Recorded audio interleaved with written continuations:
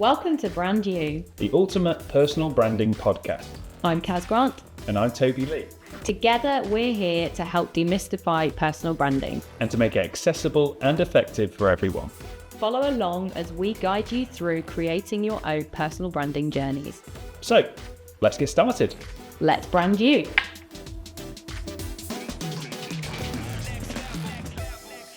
Hi everybody and welcome back to the Brand You podcast. In this episode, we are diving into the rise of polyworking. We will explain what that is, and also just talking about how you manage multiple careers under one personal brand. So let's dive in. Now, this is something that I know you're much more experienced than I am. We'll go into a definition of polyworking in a second, because I think you should definitely share that with us. But I'll start off just by saying I'm a dabbler and have always been a dabbler in that if there's something I can learn and do and it excites me and intrigues me and I think it's cool and potentially make money from it, then I've always given it a go. So I've kind of gone through this route of from acting to music to camera stuff to photography to video work, and that could have done many things along the way and now kind of settled into one. But tell us, what is polyworking and how are you polyworking? Yeah, sure. I love that word, polyworking. I just want to say it so many times. Yeah. It's a bit of a tongue twister. It's basically having multiple working lives. So you might have a career in one thing in accounting, and then you also do some pub shifts in the evening. So that would be polyworking because you're doing multiple jobs. It could be like myself. So I have Quirq, I run a personal branding agency. Alongside that, I have a side business in the network marketing industry in the health and wellness space. Passionate about health and wellness. I live my life in health and wellness anyway, so it makes sense to also earn an additional income in that world. Also passionate about personal branding and everything. So I've got multiple there. It could be, and it's not just working either. I think some people have multiple things going on as well. And, you know, they've got the business or they've got the job, but they're also really keen on sustainability and fighting the eco cause and stuff like that. That's not polyworking as such, but it would be multiple messages going through your one brand. Yeah. So I guess what we're looking at today is that because we're all humans and we've got multiple things going on in our lives, how do we get all of that cohesive through one personal brand, and how do we share it? And if we have got multiple jobs, businesses, how do we share all of that through one personal brand as well? And I feel like in today's age, like this is just going to get more prevalent because we live in a technological age. We live in a digital age. You don't have to be there to do a specific job all the hours. You know, you've got residual income, you've got things like that. So actually you can have multiple things going on to make you money nowadays. So it's only going to get more and more prevalent. More and more people are going to be doing it. And also the cost of living. Not being funny, but I live on my own. It is expensive to live on your own. So having one income maybe isn't enough for people. So they might have to have a few different ones. But actually, isn't that great? Because you've got lots of different skills then, lots of things to bring to the arena and lots of things to maybe talk about to your audience as well. Yeah, absolutely. And I guess we're talking about that on this podcast because personal branding, you know, is a great way to utilize these opportunities, aren't they, for these additional lines of income, you know. You're already connecting with people, you're already putting yourself out there with various messaging systems anyway. I'm intrigued as well because I'm sure we'll come on to it, but talking about audiences and that so within photography, you know, I've in the past had a separate business for product photography and kept that separate to my headshot side because my headshot clients don't need product photography and so on. And I guess that's kind of an example, isn't it, of almost running two businesses under one umbrella and that polyworking theme that I'm trying to cultivate two audiences, send two different messages, but ultimately it's still going to come through me, the same person, the same personal brand. And that's interesting, isn't it? Because marketing wise, traditional marketing, you might have a business page for that, business page for that, and they might be completely separate and never the two shall meet or be blended. You might have one website that has a page for that and another page for that, and again you separate people going down that way for your audience. But through your personal brand, that's where it becomes a bit more blended and merged, isn't it? Sure, because You can't split yourself in two and say, I'm headshot Toby and I'm also product shot Toby. Do you know what I mean? You are Toby. Yeah. And actually you do these things combined. So again, it's how we blend this in and merge it in so that we're not confusing audiences, but they understand what we do if we need to. There's also like the kind of thought process with this that sometimes when you've got multiple businesses or multiple income streams, you might not need to share all of them. So you don't have to share everything that you've got going on. It's only the ones that you feel like you need to share or you want to share because it again runs under that same message umbrella. The way that I work mine is that I am Cass. I have a mission in life, right? So that is my overarching mission. And we've all got these different things that we want to impact the world, change the world in whatever way. Find that for you. And then how do your polyworking roles fit in with that? So mine actually fit together under that because it's ultimately working towards that overall mission. Yeah. Which if you want the defined mission that I have, Yeah, I will say it now, but I have to read it. So I empower women to take control of their wellness, own their natural beauty and create financial independence so that they can live a life full of confidence, freedom and self-determined success. Now, with the network marketing business, it's a health and wellness brand. I'm helping people look and feel better, be more confident through that. With Quirq and personal branding, I'm helping them then with that confidence, step online, shine, create their own online ecosystems. So they both align to help people create that overall mission. But I don't need to confuse them with like, oh, is that Quirq, is that thing? And do you know what? People will need different elements of that from me. So they'll get what they need and they'll take that element of it and they won't need maybe the other side of it.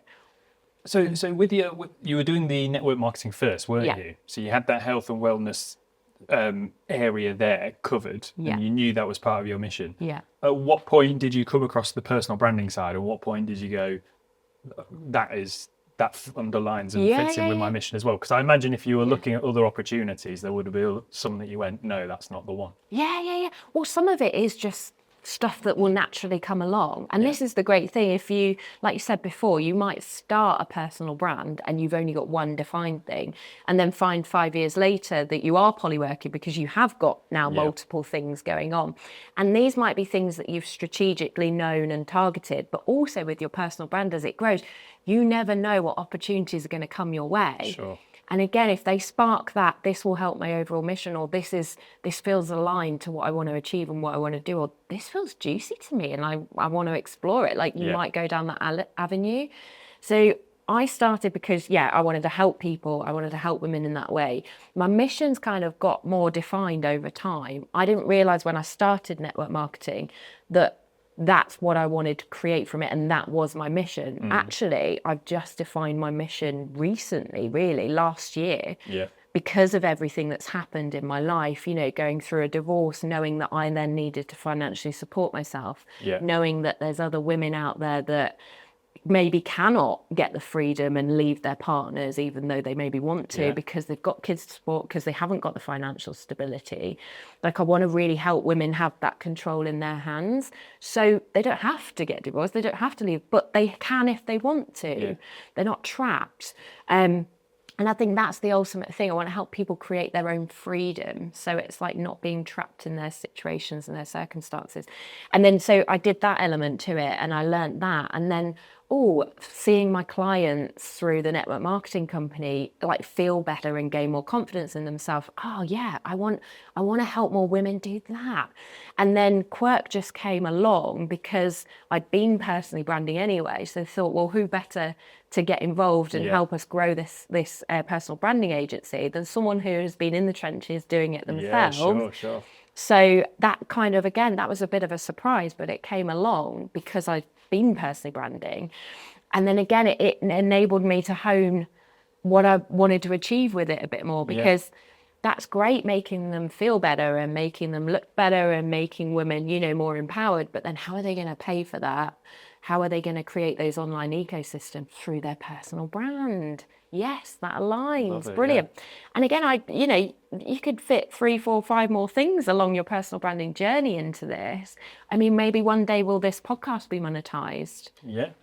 we don't be know, nice, do we? wouldn't it? Yeah, it'd be nice, it'd be lovely, open to that universe. So, Yeah. but we don't know, then that could be another stream to that. Yeah. So, you know, you just don't know with your personal brand where it's going to lead.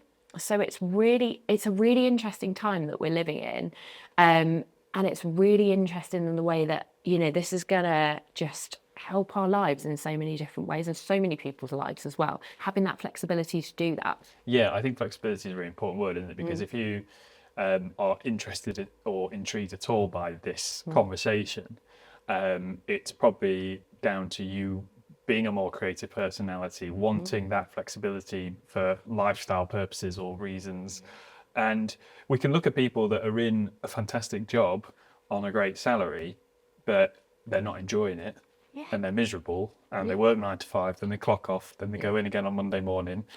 Or there's ways to have several lines of income that actually amount, you know, they might only be so much each, but they collate to being a decent salary that you're happy with, and you're only giving a percentage of your efforts and energy to each.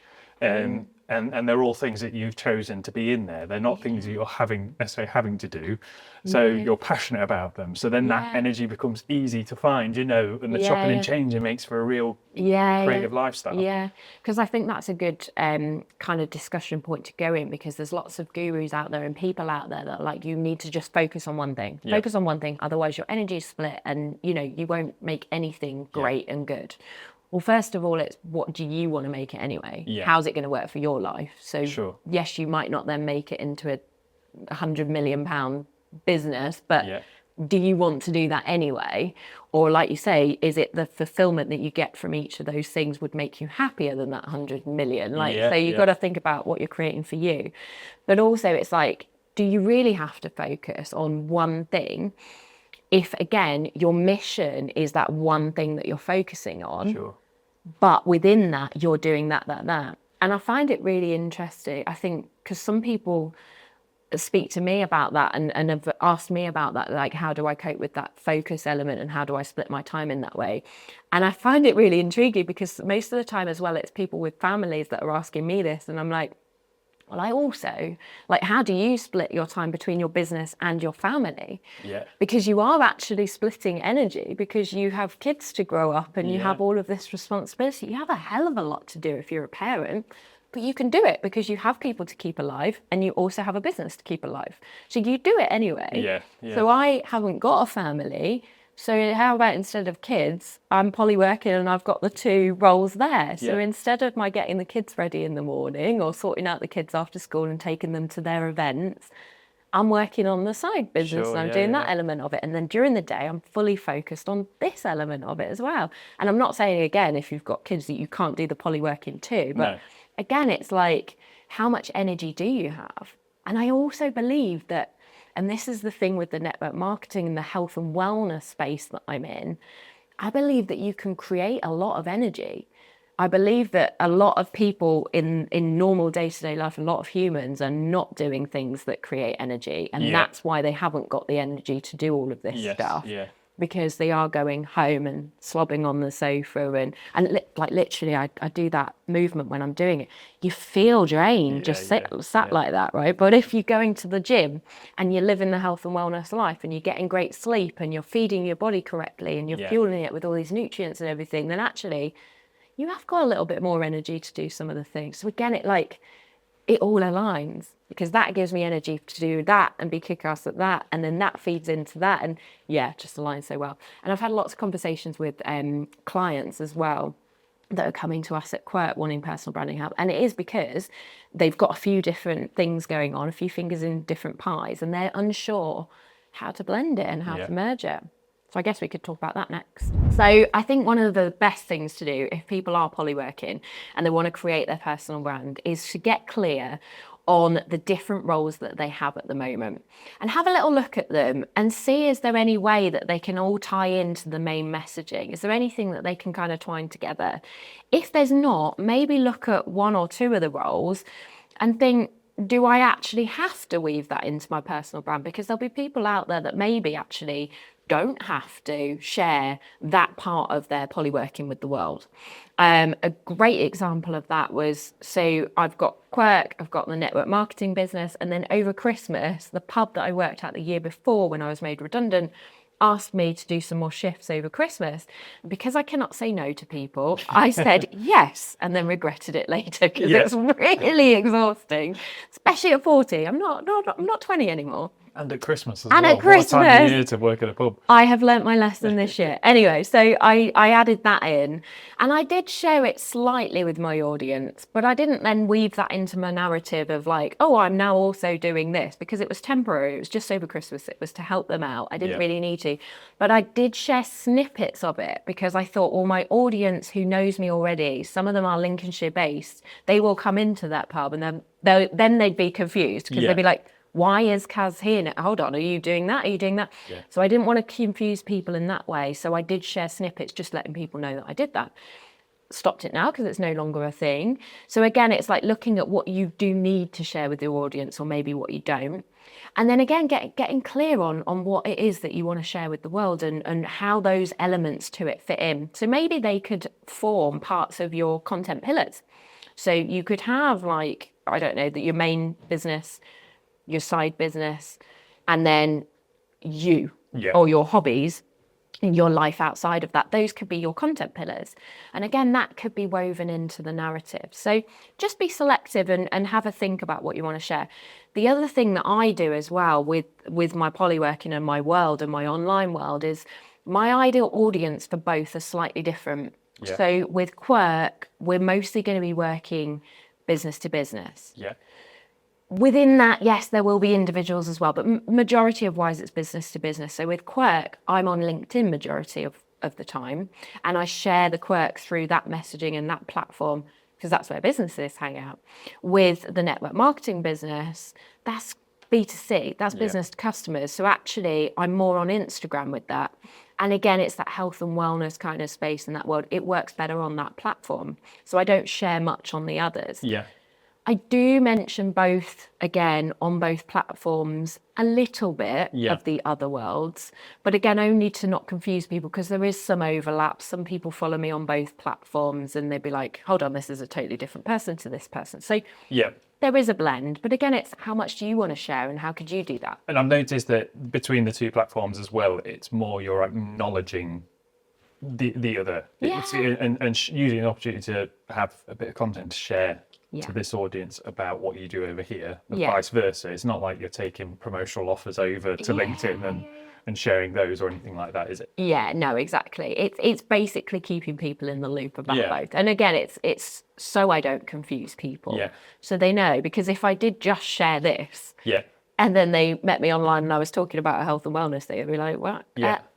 I'm confused now, because they wouldn't quite get it. So again, it's like looking at your audience and what would confuse them or what wouldn't. Would keeping it not a secret, but would not sharing that part of it not confuse them and be better? Yeah. Would sharing a little bit of it actually be better and not confuse them? It's going to be different for everyone, because there's so many different multiple working things available in the world. It's very hard to say you just do that and you just do that. Yeah. So we've got to work it out for individuals. And I think that's the best way to do it. Just get clear and then see what sort of messaging you share and what platforms you can do that and how much you need to do that on each. And again, that could form in your strategy and your content plans. That could all start to come together. Yeah, it's really interesting how you build that picture, isn't it, with a personal brand of messaging about these different facets or pillars.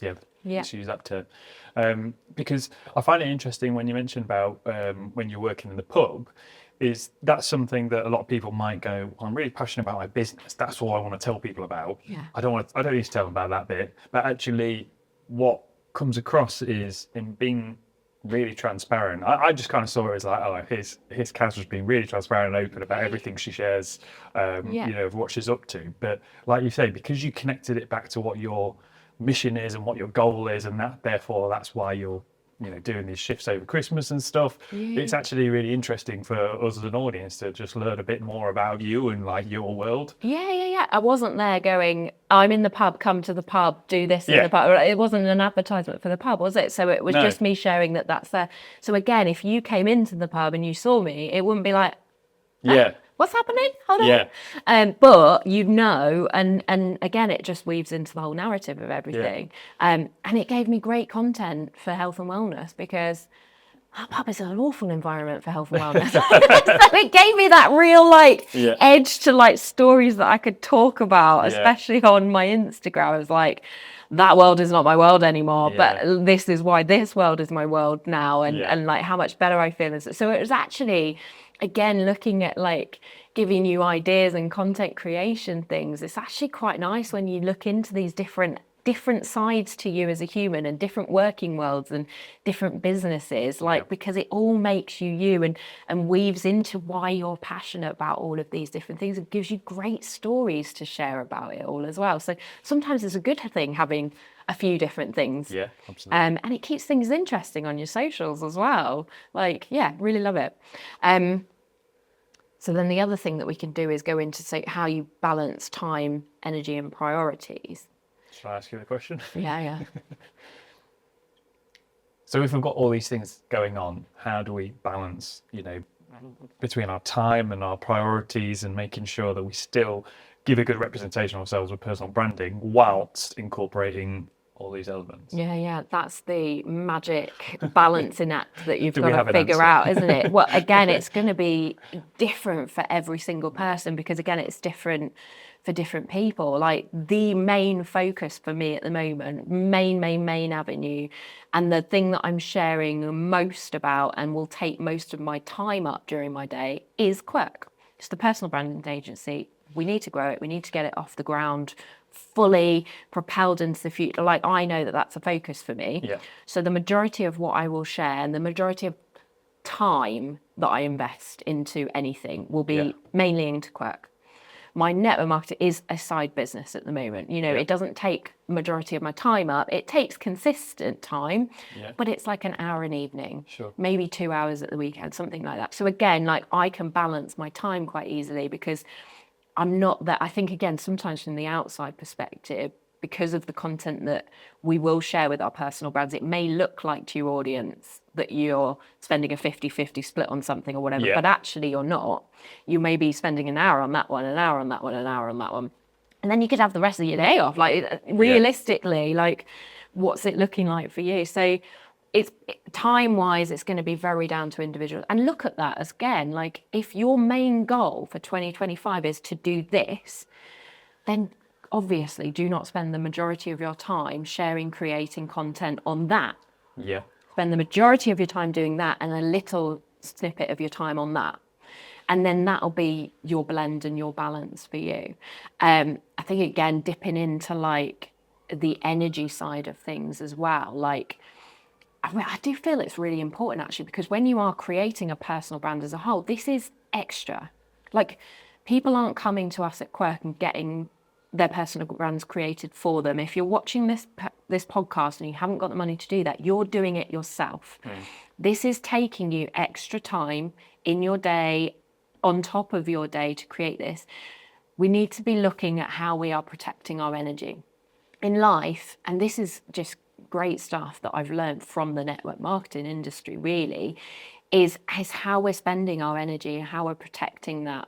Lots of us are doing things that will zap our energy. So of course we're getting to the end of the day, we're thinking, I've got to create my personal brand content. They haven't got the energy to do it. They are absolutely wiped. But then what were they doing during their day that was zapping the energy?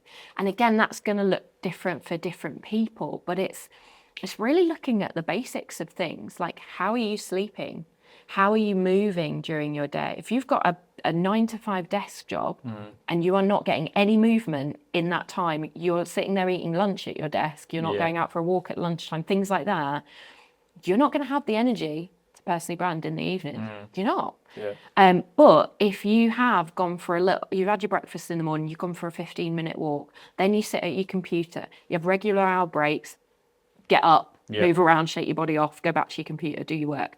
At lunchtime, you eat your food, you go for a 30-minute walk. You come back to your computer, regular breaks in the afternoon. You're going to get to 5 o'clock, go for another walk in the afternoon, 15 minutes. This doesn't have to be, 12-hour walks or anything. A little walk again around the block, get back. You'll have the energy.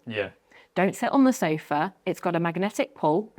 It's got a magnetic pole that will suck you in. You will watch back-to-back Netflix. You will again lose more energy than you're giving out, and you won't have the energy to do it. So again, it's looking at all those little things: how you're sleeping, how you're fueling your body, how you're moving during your day, the thoughts that we think and the things that we're telling ourselves as well, the stories that we're telling ourselves. Is creating a personal brand hard? Is it hard? Oh my gosh, it's so hard. I haven't got the energy to do this. You're telling yourself those things. You're not going to do it because you've already talked yourself out of it. How about saying, oh, I love creating a personal brand on top of this. This is going to give me this and this in the future. Oh, it's really, I love creating content. I love doing this. I love doing that. Changes your energy. It's like, so you're going to want to do it more. So you're going to find the time more. So I think that's a really good thing. Again, so get clear on your polyworking and what that looks like in the messages that you're reading. Get clear on your energy givers and your energy takers. Yeah. Your energy zappers.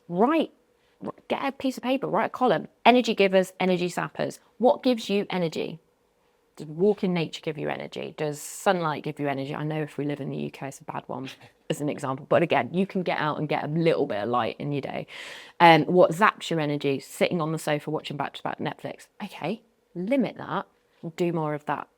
You'll get more energy to do more of your things better. You'll be able to polywork better, and you'll be able to also create your personal brand more cohesive alongside of it because you'll have the energy to do that.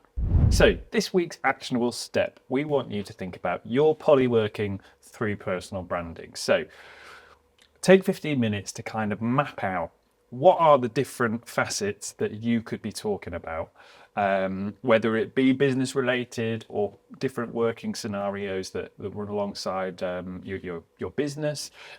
Maybe it's hobbies or interests that take a large part of your time and your lifestyle, and map out how do they all interlock with each other? What's the kind of through core values of those? And then work out what can you start posting and sharing content-wise, and to which audience or which platform, so that you can start sharing your world. So keep following along, guys. Next week, we'll be talking about how to create a purpose-driven movement with your personal brand. So maybe you don't want to share much about your business, but maybe it's more of making an impact in 2025 that you want to get across to the world. So we'll be talking about that in more detail. Here's to branding you.